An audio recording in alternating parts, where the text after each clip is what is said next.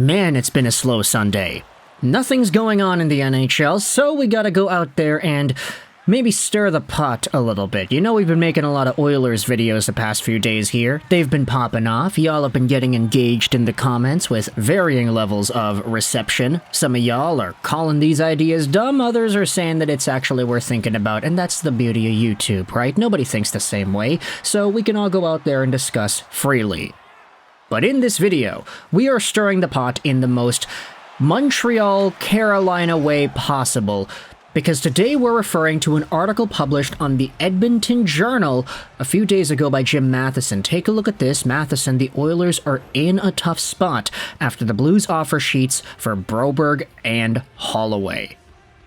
Now, of course, you know what this article is about, right? We're talking about the offer sheets. Broberg, Holloway, St. Louis offer sheeted them both, and they both said yes, and Edmonton is in kind of a dill pickle right now because they need to figure out how to free up the cap space to retain one or maybe even both of these guys.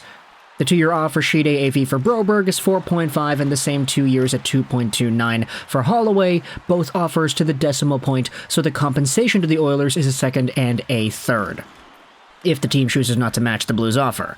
Now, we've already had our entire song and dance about the possibilities, what this could mean, what this means for other teams, and how other teams can get involved and potentially help out Stan Bowman and his Oilers squad.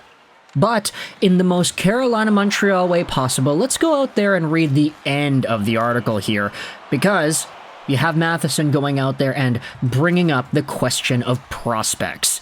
There are no young defenders in Bakersfield ready to come up and take Broberg's spot.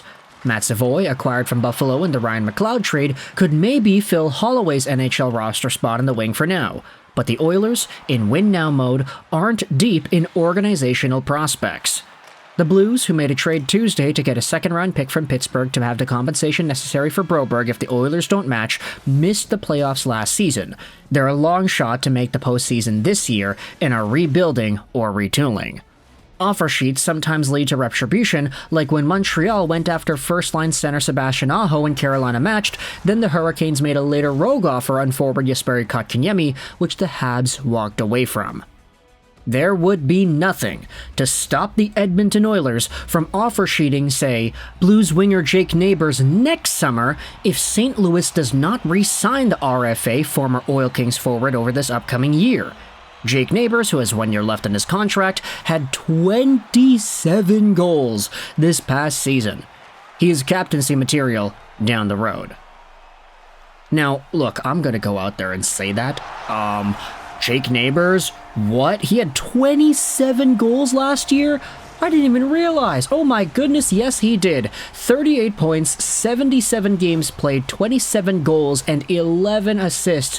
What an incredible number from a 22-year-old guy who had just made his NHL debut a few years prior. He had more goals than Robert Thomas and Brandon Saad. That's crazy. Jake Neighbours always stood out to me as an interesting prospect for St. Louis, drafted in the 26th overall spot in the 2020 NHL Entry Draft, 6 feet 201 left-handed forward. This is a guy who played with a really intense bite in the WHL when he was there.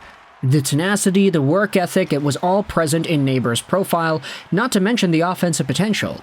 The Elite Prospects 2020 Draft Guide says that he boasts playmaking ability, especially off the boards, has a decent motor with solid defensive fundamentals, and is sturdier than a refrigerator. Opposition defenders step up on him, then crumble to the ice. He is a brick wall, and a brick wall who can set up teammates with some pace and deception have value. Rarely do you see a 6 feet forward get labeled as a brick wall by scouting outlets, but that is what Jake Neighbours was, and over the next few years he had developed in the St. Louis Blues system, up and down with the Springfield Thunderbirds. He had 10 points in 43 games with the Blues in 2022-2023 before exploding for 27 goals this previous year. This guy is a beast, and he's only going to get better. When I think about the Evander Kane kind of profile, honestly, that's sort of what I think of when I think about Jake Neighbours, especially nowadays, you know. Evander Kane was a little bit more finesse in his earlier days, but eventually, you know, he rounded out his physicality and his agitation towards opponents while still having some sort of a goal-scoring touch. Jake Neighbours, I think best case scenario, if he rounds himself out in that sort of way, can have a similar impact. I mean, the guy's already a near 30-goal scorer at the NHL level, so heading into the next few years, if he gets more of a role, if he gets bigger minutes, if he just gets better as he gets older, this could be a consistent 30-goal guy. I mean, there's nothing really stopping him, especially on a St. Louis Blues team that has given him that opportunity, and he's taken it and started to drive it like he stole it. This is a prime addition for whatever team could go out there and try to offer sheet him. He does not have a contract for 2025 and beyond. Do the Edmonton Oilers and do Stan Bowman have it in them to try to go out there with some sort of a retribution move? I will say, for Jesperi Kotkaniemi and Sebastian Aho, that didn't happen right away. That happened, I think, 2 years apart, because the Aho thing was 2019, I was still in college, and then the Kotkaniemi thing was 2021. I was coming back on a ferry, I think, from a trip to Victoria, something like that. But either way, those two events took place over the span of 2 years, and for Edmonton and St. Louis right here, you could say that there is a 1-year period that would make sense if the Oilers wanted to bite back, and let's say Jake Neighbours doesn't have a contract by this time next summer.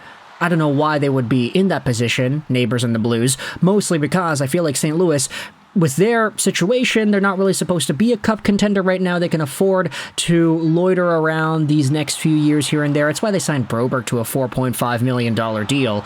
Because they don't really have anything to lose over the next few months here, I think the St. Louis Blues are probably going to be in a much more easier spot to re-sign Jake Neighbours than the Oilers were when they were trying to re-sign Broberg and Holloway this offseason. So, while it is an interesting idea, and I think it's one that would make a lot of sense if Edmonton loses out on a roster spot because Holloway leaves and they have to give it to Matthew Savoy or whatever, and they still need some extra goal-scoring depth, this could be a very interesting project if the Oilers wanted to go down that revenge path sometime next year. Of course, you have to debate whether or not this would be the best move possible. NHL GMs should always be trying to make the best move possible for their team. And you could say, hey, is it worth it to go out there and offer sheet Jake Neighbours to a deal that he would accept, one that the Blues would have a tough time matching, or do you want to just go out there in free agency next year and get some other random guy that'll be available for no strings attached? You don't have to have any compensation or anything. It would just be easy.